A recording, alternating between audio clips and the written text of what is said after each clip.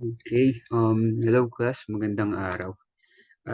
As I have mentioned in our Google Classroom, hindi, sa ano pala, sa group chat natin, I will be doing pre-recorded discussion for this chapter because of the weather condition, ano? At least dito, malinaw nating may i-deliver yung content kaysa naman sa mag-Google Meet tayo ng ano, ng mahina yung internet connection nyo or sa end ko ano. Okay? So as I have said also last time, I will be presenting this chapter for you to see or for you to benchmark kung paano yung magiging reporting ninyo. So ayan, I did some effort in preparing this PowerPoint presentation. Ayan, hinati ko yung slide dun sa original na ano na slide or PowerPoint, tapos dinagdagan ko siya ng ano ng mga side note dito sa kanan ano. So at least dito just in this screen kumpleto na yung sasabihin ko. So kayong mga magpe-present sa mga susunod na chapters, you can also do this no para ano na rin siya. Ito na rin yung magiging reviewer ng mga ano natin ng ninyo in preparation for quizzes or for the exam. Pero ayun na nga no, masyadong madami talaga yung laman ng libro kasi foreign authored nga siya, tapos iba yung atake ng kanyang discussion. Ang dami talagang laman. So hindi lahat kayang ilagay dito sa ano sa PowerPoint natin kasi masyadong ano naman overwhelming. Okay, so proceed na ako sa aking discussion ano. Um okay. So for this chapter, this is about the information system, an accountant's perspective. Ayan. So, itong nasa side note, this is from the introduction. Ano? Sabi, unlike any other subjects daw, any other accounting subjects, itong subject natin ngayon or itong course natin na accounting information systems lacks a well-defined body of knowledge. Ano? So, maybe that's the reason why kaya hindi rin siya talaga kasing dali i-klase unlike dun sa mga accounting subjects natin. So, ganun. Ano? Then, much controversy exists among college faculty as to what should and should not be covered in the AIS course. But this controversy is being resolved through the Sarbanes-Oxley Act or SOX of 2002. It established new corporate governance regulations and standards for public companies registered with the Securities and Exchange Commission. Class, just to clarify lang, itong Sarbanes-Oxley Act, hindi ito applicable sa Pilipinas. Ito ay sa, sa abroad ito. If I'm not mistaken, sa Amerika ito. Kaya hindi ito talaga sa atin, applicable sa atin. I just have included that in this slide kasi nga itong Sarbanes-Oxley Act is it paved way din para magkaroon ng parang ano ba basis itong subject na to para magkaroon ng nafa-follow ba na structure or framework on how to discuss accounting information systems in the point of view of accountants. Ayun. So the purpose of this chapter is to place the subject of accounting information systems in perspective for accountants. So ayun. Okay, ayaw niya mag-next. Ayaw talaga. Ayun. Okay, so for the objective of this chapter, no, let me read as I always say, we really have to appreciate the objectives kasi ito talaga yung ano nililid ka kung ano yung mga dapat mong i-focus. Ayun. Siguro to shorten this video, hindi ko na siya babasahin. May kopya naman kayo nito. basahin ko yung nasa gilid. So sabi, this chapter is divided into 4 major sections, each dealing with a different aspect of information systems.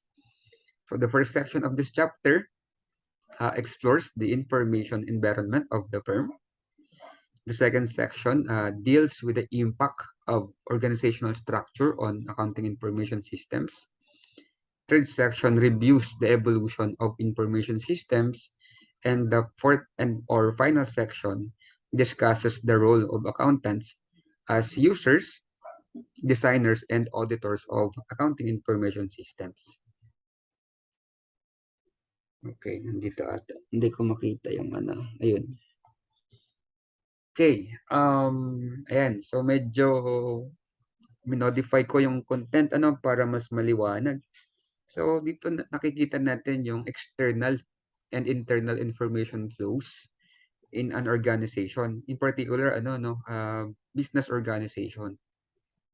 So sa pyramid natin, dito sa figure natin, so we have four horizontal positions, no? At the bottom is the operations personnel, and then on top of the bottom is the operations management, um, followed by middle management, and then yung pinakataas natin, the top management. Okay, so ano yung mga gusto nating sabihin dito? Ayun there are there are arrows downward and upward, tapos arrows on going to the right, and then we have some external parties outside the triangle or outside the pyramid, no, which are the customers and the suppliers and also the stakeholders. Nag-next siya bigla. Ayun, so i-discuss natin.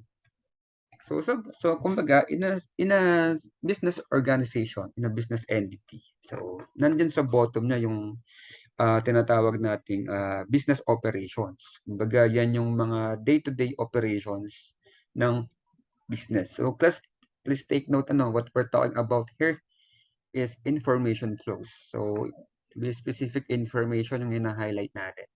So kumbaga, paano yung flow ng information within the business entity, within the departments inside the entity, and also kabilang din yung mga nasa labasan. So ayun. So operations personnel, ayan na nga. Yan yung sila yung mga employees who are directly involved to the day-to-day operations or sa business operations. So ano yung mga business operations? Well, if you could think of kind of business, no, normally pwede dyan yung merchandising or manufacturing. Yan yung mga classic examples natin na business organization in which their business operations involves manufacturing, involves sales, then distribution, etc. Mga ganong day-to-day operations na ginagawa sa isang business entity. Okay? So on top of them, itong operations management, ito yung mga ito naman yung mga immediate supervisor nitong mga operations personnel. So what they do is, yung mga informations dito related sa business in day-to-day, as syempre, nare-report nila yan sa operations management. So, sinasabi nila, ano yung mga transactions, kung may problema, anong problema. So, you might think of any kind of information that are being done or information spreading dito sa day-to-day operations. Okay? Ngayon, baliktarin natin, instead of pataas, bigyan muna natin ng konting description tong top management. Si top management, they are responsible for longer term planning and setting organizational objectives. So kadalasan nandito yung mga CEO, di ba? Yung president, nandyan. And then middle management naman, they are accountable for the short-term planning and coordination of activities necessary to accomplish organizational objectives. So yung organizational objectives na kinreate ng top management is binababa yun sa middle management. So, yun. And then, yung para malaman ng middle management kung ano yung mga dapat na gawin nilang guidelines, procedures, or strategy para ma-achieve yung organizational objectives o kumbaga yung vision mission. Okay? So, ngayon, from the middle management, na ibaba yung information about the objectives. So, dito naman si middle management, magpababa din siya ng information to operations management. So, itong operations management, they are directly responsible for controlling day-to-day operations. So, ganun pa din, they are all in the same, objective. Kumbaga lang, magkakaiba lang talaga sila ng functions kasi iba yung ginagalawan nila. So, itong mga operations management, ang under niyan, itong mga nandito.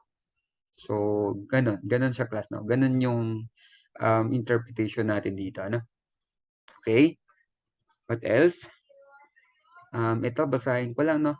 Every individual in the organization, from business operations to top management, needs information to accomplish his or her task. So, tama naman. Whereas, itong mga to, iba-iba ng information needs yan.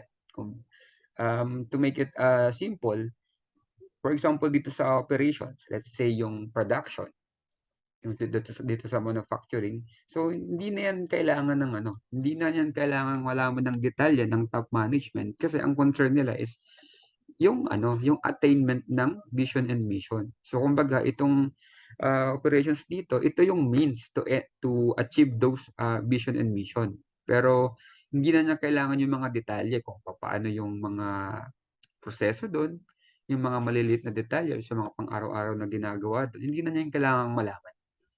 Kaya ganun siya class, no? So dito, sa top management, if they need information, that would be coming from middle management.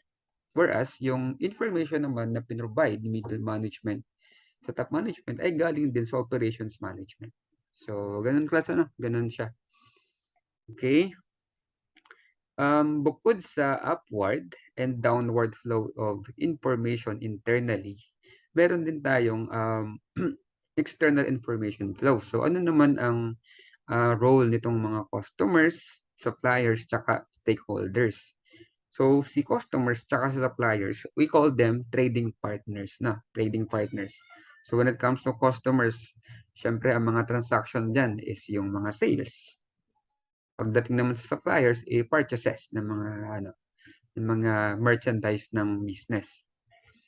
How about stakeholders? So sa stakeholders class, it could be internal or external, So when we say internal, external, di yan yung mga yan yung mga pwede na dyan yung mga investors, pwede na dyan yung mga debtors, and then kabilang din dyan yung mga regulatory agencies, government agencies that overseeing the operation of the business. So, sa internally, sino mga pwedeng dyan? Wait lang class, nasan yung natin? Book natin. Ang mga internal na wait lang class naimutan ko yung mga internal stakeholders. Ang mga internal stakeholders could be nasaan na yun? Okay. Ayun, yung mga accountants tsaka internal auditors. So yun yung mga natin, mga internal stakeholders. Kumbaga they have direct influence sa management. Okay? So that's all about this slide class, no? Let me proceed to the next slide. Ayan. So internal information flows. So it has been discussed earlier dito sa ating figure. Pero let's read them. Horizontal flows daw of information are used primarily at the operations level to capture transaction and operations data. And it includes information on events such as, sabi nga natin, yung mga business operations, it involves the sale, paggamit ng labor and materials sa production, and then internal transfer of resources. That would also include ano pa.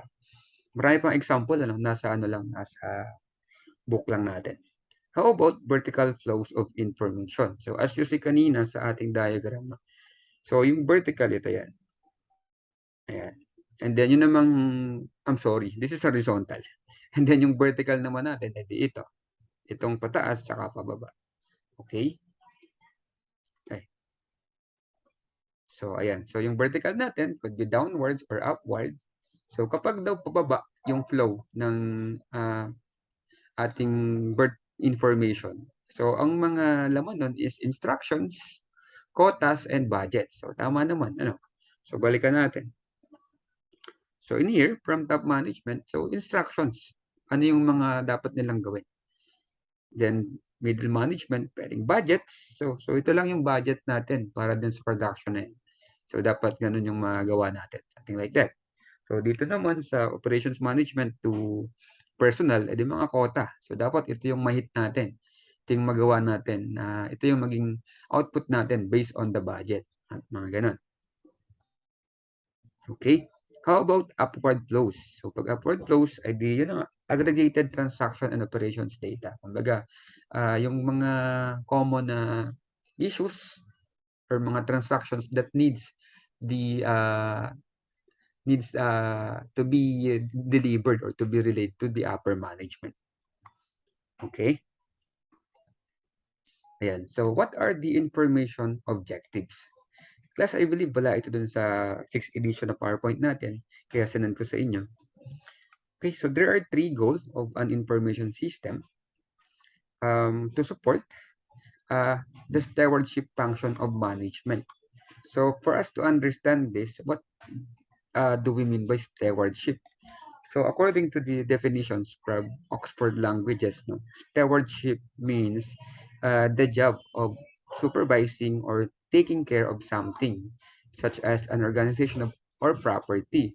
So through information, yung mga as we are discussing earlier, so yung through the use or uh, through the information, yun palang malaman mo na yun yung tamang information. So somehow, it supports the stewardship function of management. Kumbaga, when it comes to decision making, when it comes to managing the business, the organization or the operations of the organization. So malaking bagay na yung information is always available, tama. So yung pag-manage is nagagawa natin ng maayos. So, ganun. And then to support management decision making, so related lang. And then to support the firm's day-to-day operations. So, ayun. So, of course, with the right information, ay di makaka-function tayo effectively. Okay? Right? So, what is an information system? So dito class PowerPoint, hindi na niya diniscuss yung ibang mga relevant din topics. Kaya inilagay ko dito sa gilid, no? So before we discuss what is an information system, let us know first what is an information. So in simple definition, when you say information, this is process data. Ayan. So sa later naman ng chapter, merong comparison ng information tsaka data. But in the meantime, information can be simply defined as the process data, as a process data. How about a system? So a system is a group of 2 or more interrelated components or subsystems that serve a common purpose. So ayan na, system. So kadalasan sa atin, in general, kadalasan when mo say system, ang kadalasan natin naiisip dyan, it's about computers, no? Pero not necessarily, no? When you say system, ano siya? Hindi siya lang siya tumutungkol or nagre-relate or naa-associate sa computer. So, as defined, this is a group of 2 or more interrelated components or subsystems that serve a common purpose. And so we have 2 kinds of system, the natural and the artificial. So when we say natural systems or system, it ranges from the atom, so we all know what atom is, to the universe. So when we say atom, of course, this is a system of electrons, protons, and neutrons. And when we say universe naman, this is a system of galaxies, stars, and planets. So that is what we call natural systems. It also includes all life forms, plants and animals. So lahat ng mga yon na nabanggit, they are included sa natural systems. So how about the other one? Artificial systems. So artificial, so that is man-made. So these systems include everything from clocks to submarines, no? So lahat na gawa ng tao. Social systems to information systems. So yun lang. So natural systems, kahit walang intervention ng tao, they are functioning. On the other hand, artificial, so opposite lang. Merong human intervention. Okay, so let's go now to the definition of information system. So it is the set of formal procedures by which data are collected, processed into information, and distributed to users. And ano, so that is information system. Ang maganda example dito yung ano natin, yung yung diagram na input, process at saka output. Ano, so yan papasok yung information system. If you would recall from the definition of accounting, so may isang definition doon. Dun sa several definitions of accounting, may isa dong definition that says accounting is a system. Accounting is an information system. Kasi nga, it converts from a source document, from raw data, accounting can process that into an output or into an information in which we call that financial statements. Okay? Sige, that can be discussed pa later. Ayun, so transactions. Ayan, class, no? If you have read this already, I would like you to explain this and compare this to the one that we are discussing with conceptual framework and accounting standards. Diba, diniscuss natin doon, and I told you, class, if you were my students dun sa subject, when it comes to transactions, may mga kinds or classification, it depends sa author.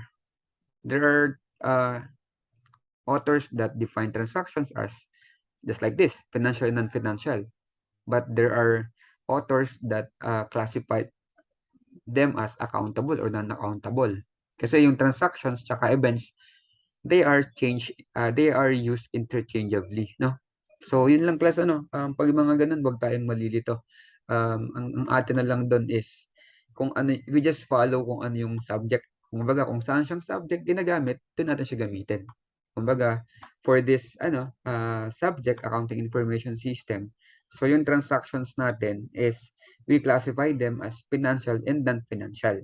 Whereas, just to compare, sa SIPAS, dun sa libro ni Sir Milan, itong financial transactions, according to James Hall, ang equivalent nito is yung accountable events or transactions. No? Okay, on the other hand, ito namang non-financial, ang tawag yan dito is non-accountable events. So, ayun, okay? So, ano lang, singit ko lang kasi baka mag-jumble na sa mga isip ninyo. Okay, so what is a transaction? It is an event that affects or is of interest to the organization and is processed by its information system as a unit of work. Ayan, transaction or event, we all know that. So, dito, pag daw financial transactions, these are economic events that affect the assets, like equities of the organization. So, that affects the accounts, the general accounts. So, kaya same siya ng definition ng accountable events or transactions. On the other hand, when we say non-financial transactions, these are events. All other events processed by the organization's information system. So, ano lang to, class, if the transactions are not classified as financial, they are called non-financial transactions. Okay?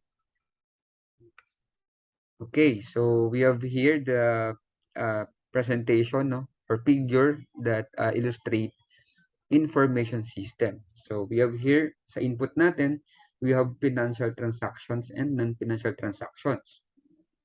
So it would be processed in the information system, and then it would become information, or magiging ano siya, magiging output. So input, itong IS, ito yung process natin, and then information is the output. So this output will be given, or will be relayed to intended users for them to create economical decision, or to create correct decisions. So let me just read the note here. The information system, and ito pala yung definition, yung konting description of the figure.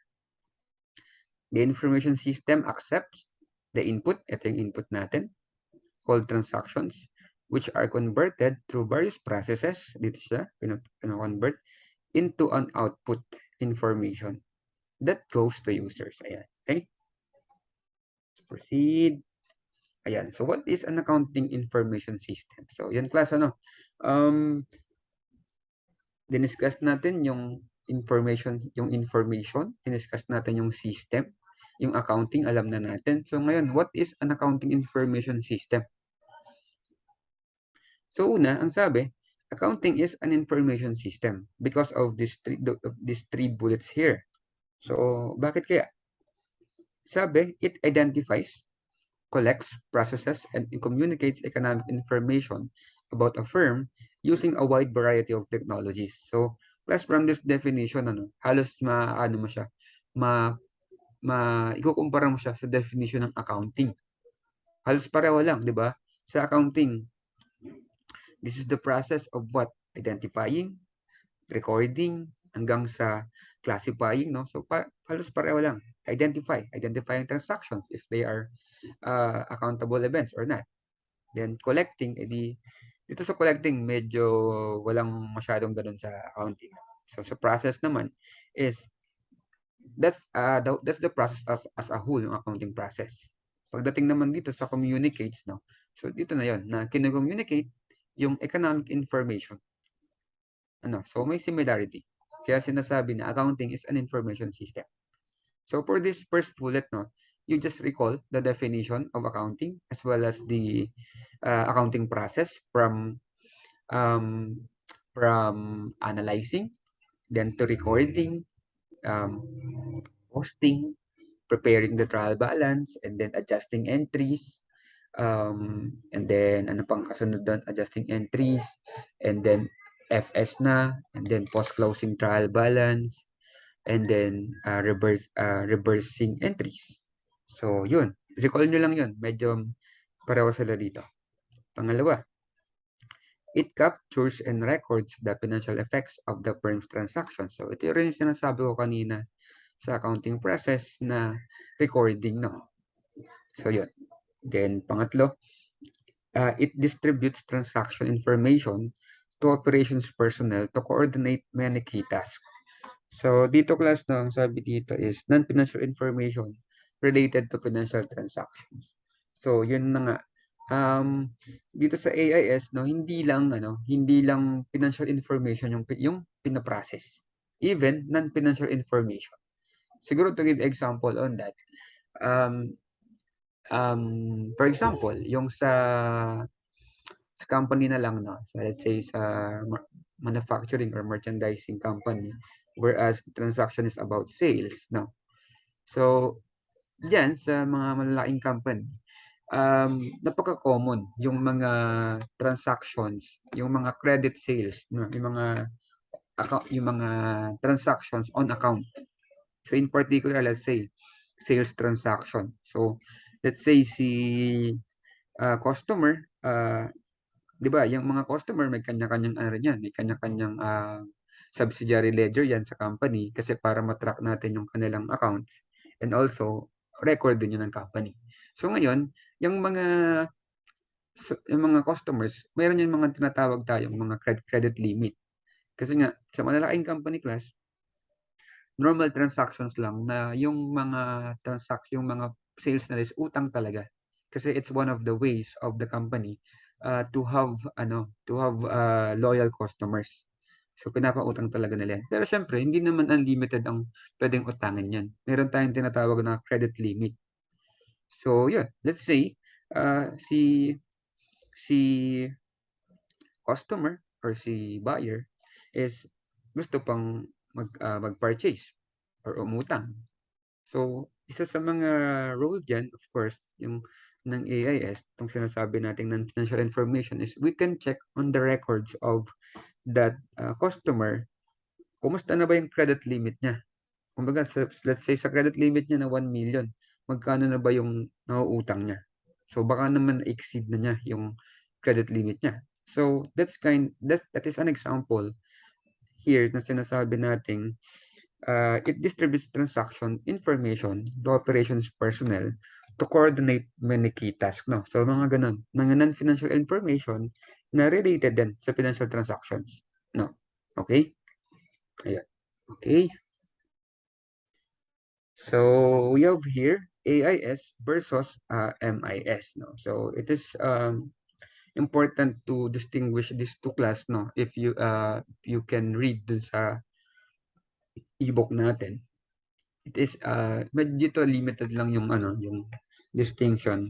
So please read na lang yung ating ebook kung gusto niyo ng mas mahabang elaboration. So for this purpose, let's differentiate AIS versus MIS. So when you say AIS or Accounting Information Systems, no, ano yung pinaprocess niya? So it process both financial transactions and non-financial transactions. So when you say financial transactions, example, sale of goods, or other transactions that would affect the general accounts. Non-financial transactions that directly affect the processing of financial transactions. For example, dito, addition of newly approved vendors. Ayan. So, dito class no, sa pangalawang bullet under ng AIS. Addition of newly approved vendors. So, this is a non-financial transaction. Pero, it would affect the processing of financial transactions kasi sa system, to be specific sa mga accounting software, accounting system, no? Nag-i-input talaga before tayo mag-encode ng mga transactions is yan, mauuna diyan yung pag-encode muna ng mga details ng mga supplier, details ng customer, then details din ng company, mga ganun. So ito yung sinasabi, no? So dito, addition of newly approved vendors. So ano siya, dun sa accounting system, i-input natin, we have a new customer. We have a new vendors, we have a new suppliers. So, input siya doon. So, yung transaction na yun, walang involved na money. So, hindi siya financial or accountable. But, sa susunod na mag-transact yan na accountable na or financial transactions na, pwede input na lang tayo ng kung magkano man yung amount. So, ganun klase na. And then, ano naman yung pinaprocess ng management information system? Sabi dito, non-financial transactions that are not normally processed by traditional AIS. So, example, tracking customer complaints. Ayan, So, ayun class, no? Makikita natin to sa book, no? Kasi itong AIS, meron siyang mga tawag doon. May tatlo siyang under na mga system, whereas makikita natin doon yung difference between AIS and MIS. Ayun, ito pala. Ayan. So, under ng information systems, so we have two, the AIS and the MIS. So, under AIS, so nandito yan, itong General Ledger System, Financial Reporting System, Transaction Processing System, ano yung MRS,